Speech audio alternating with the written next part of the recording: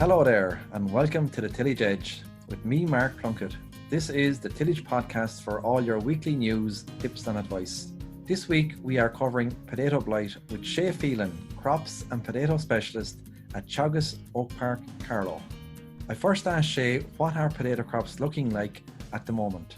Good question, Mark. I mean, the weather that we've had over the last couple of weeks has been pretty favourable for growing potato crops. To be honest, I mean, there's been no shortage of moisture, and the drought has long since passed for most crops, and most soils are now up to field capacity. So they're actually growing quite well. They're actually bulking at the moment. The main crops are actually bulking at the moment. And if you notice, on most main crops at the moment, the flowers are there and they're actually starting to go off some of the earlier planted stuff. So they are growing well. That's not to say that there haven't been issues out there. As you know, there was frost earlier on in May, which set crops back quite a bit. The impact on that, we're not entirely sure what that's going to be yet. For some of them, it may mean that tuber counts might be affected on those crops. So we'll just have to wait and see. The other issue that was out there, and it's still a bit of a problem in some crops, was that the drought made weed control quite difficult. And there are a number of crops out there where we're starting to see weeds starting to get back above the canopy. So that could potentially be a problem later on in the season. The other issue that's out there, just looking at crops around the country this year, is that common scab seems to be a bit of an issue there, which again was brought on by the drought. Growers that had access to irrigation seem to have kept it under control, but anywhere that didn't have any access to irrigation, scab certainly seems to be a bit of an issue. So that'll have an impact later on in the season when they're trying to sell them. But generally they're looking quite good. In terms of the area planted in 2019, is it up or down on previous years, Shay? The provisional figures that we would have got back from the Department of Agriculture there in the middle of June shows that they're up slightly. Main crop, if you take main crop, particularly rooster, which is about 50% of the main crop, is up about 25 hectares over last year. Now that's provisional figures. We would expect to see that go a little bit more. So we could be up to an extra 50, 60 hectares, which doesn't seem a lot, but in a year whereby you get good growth yielding crops, that can be can be significant. We saw a fairly big increase in earlies from a low base. They're up to 750 hectares now, for up 150 hectares from last year. So that's quite a big growth in earlies, and that's primarily down to the fact that guys in Wexford and that were able to plant in February and March, whereas they weren't last year.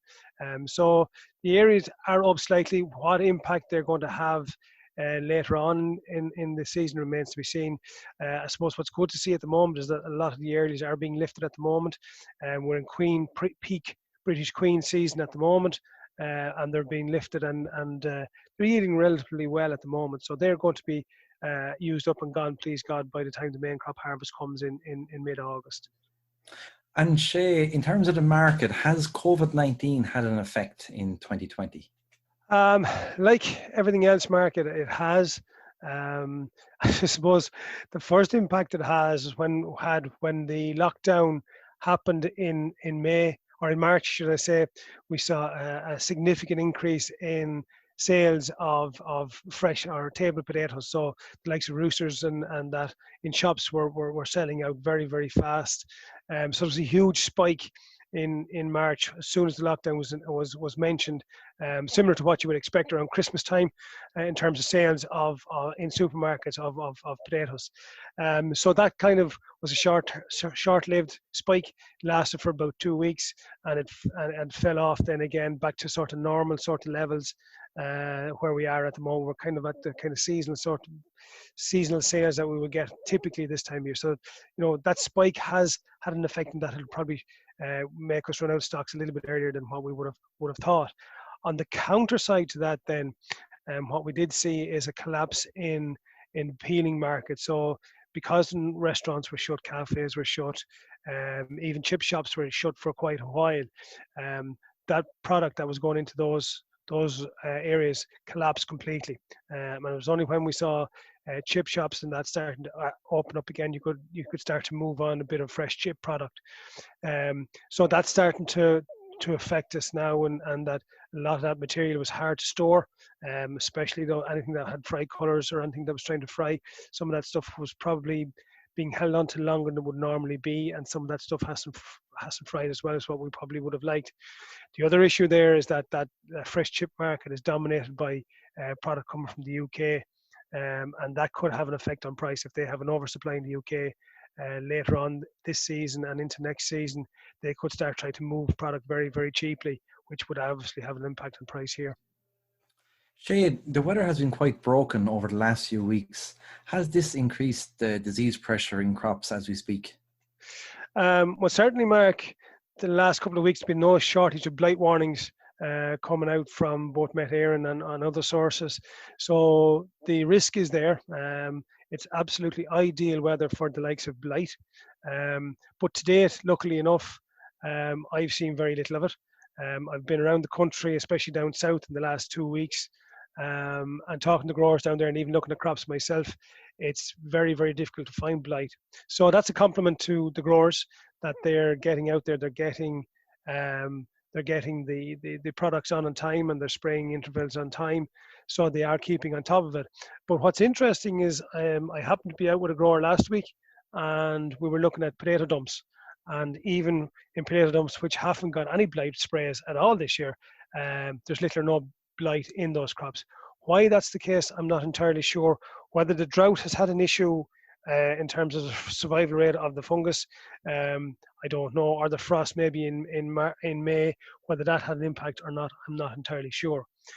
What I am seeing out there, though, is plenty of blackleg, and this weather is also ideal for the spread of blackleg, which is normally soil or seed borne, and it comes in and seed, and the mother tuber rots, and then the fungus spreads, or the bacteria spreads through the moisture in the soil. So once you have plenty of moisture in the soil, it will spread from plant to plant along a row.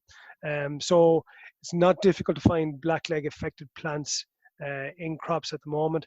And I'd say to farmers, where you do see them, where you see these kind of odd plants just dying off for no reason, if it's possible at all, they should be rogued and the tubers should be taken out with them and just dumped somewhere, just to get them away from there, because they will affect the neighbouring plants the longer they're left in the soil. So while blight isn't really an issue yet, that's not to say there aren't other issues out there. And Alternaria actually is another disease that I'm starting to see at increasing levels in crops as well. So at the moment, blight is an issue, as I say, but blackleg and Alternaria are issues in crops at the moment. And Shay, if a grower discovers there's blight in his crop, how do they prevent it? Well, obviously, if you have it, if it's in the crop and you see it in the crop, you have a problem. Okay, so the first thing you need to look at is what have you used, what were your intervals, and obviously, if you use a product and it doesn't seem to be controlling the blight, you shouldn't go back in with that product again. So you should be looking at what has happened in the immediate 2 or 3 weeks to see why that blight has got in there. If it's there, then you have to take a fairly robust approach with it. So you're looking at spraying something like Simoxanil, which is commonly used with products like Option or Symbol, or some of those products which have a very good knockdown effect on blight. So in those cases there, then you would do that every 3 to 4 days, because the product only lasts that length of time in the crop. So you would try and use those Simoxanil-based products every 3 to 4 days until you get that blight symptom dried up. And then you'd always use your normal products, whether that be your systemic products or your contact products as well. So the likes of Infinito, the Zorvec products, Ranman or Revos, any of those, Valbon, any of those products. So you would use your normal blight products in conjunction with that. The other thing that needs to be looked at as well, and we're seeing quite a bit, or what I'm afraid of a little bit this year, is the amount of amateur growers that are out there who are growing potatoes out there and maybe using products that are not great on blight. And what happens if you're in the vicinity of those, the blight will spread from those crops into your commercial crop, and then you have a problem. The other thing that we should also be looking at as well are volunteers. So if you have volunteers in cereal crops or anywhere else, or if there's volunteers in other crops, they should be destroyed, as should dumps. Anywhere you see dumps, they should all be sprayed off with something like Roundup or something like that. The other, I suppose, from what you can do inside the gate then as well, is you should be looking at areas around poles or corners, where the sprayer might have difficulty accessing. If you have it in those areas, you need to try and get in and with the sprayer as best you possibly can and spray them as best you possibly can. In a situation then further on from that where it becomes more serious and you just can't control that blight, well, then you have to look at desiccating some of that crop or those blight patches within that crop. So that means burning off those infected plants, but also a ring of plants around those infected plants to protect the rest of the crop.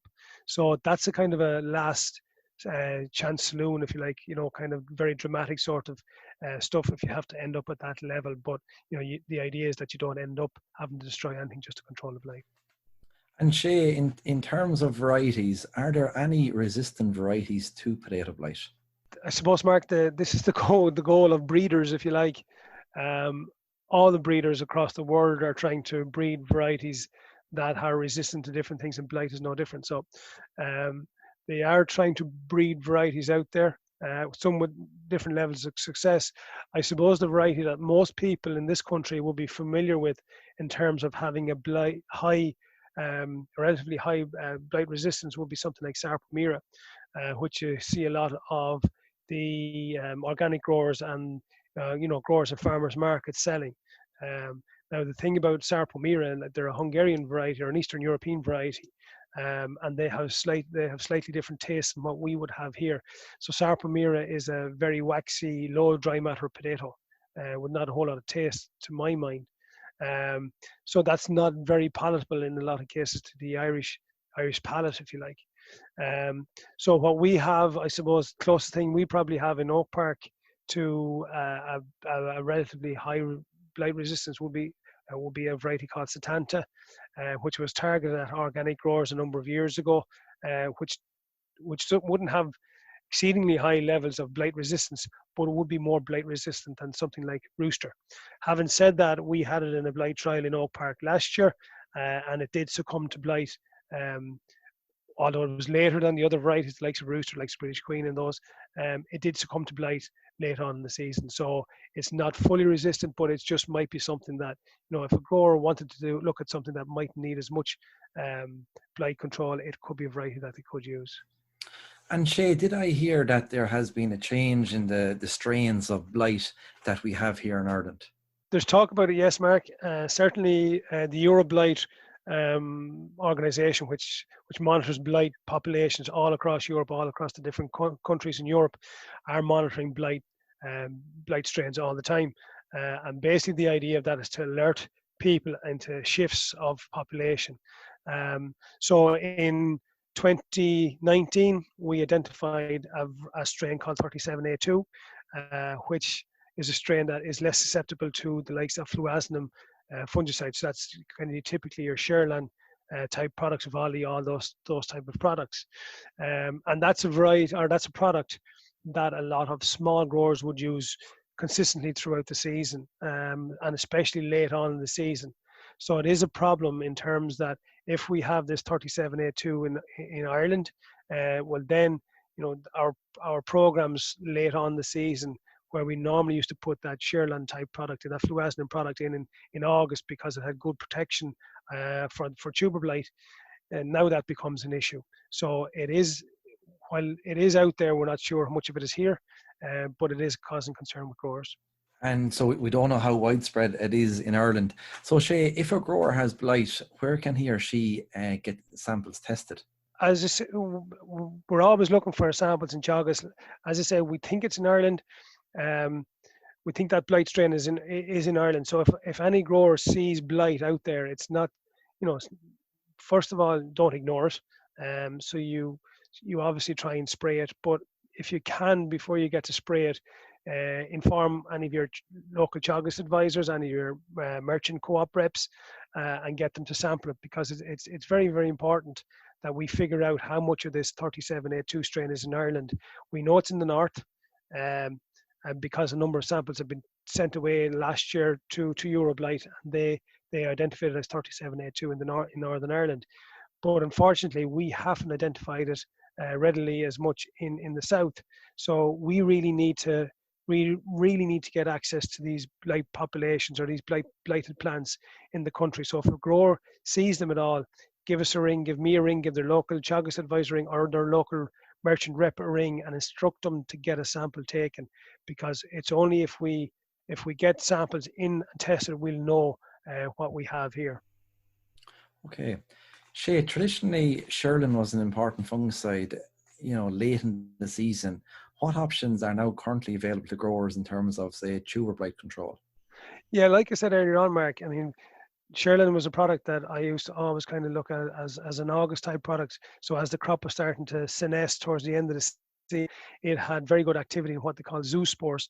So it actually stopped the zoospores from falling down onto the soil surface and then infecting the tubers.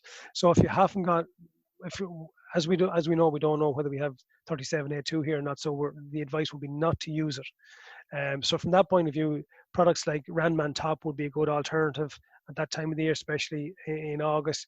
Infinito would be quite good, or Zorvec would be quite as good as well. Any of the Zorvec products, and again, they're designed to try and stop blight getting into the crop in the first place. So if we can stop blight getting in there in the first place, then it makes it much easier to control it later on in the season.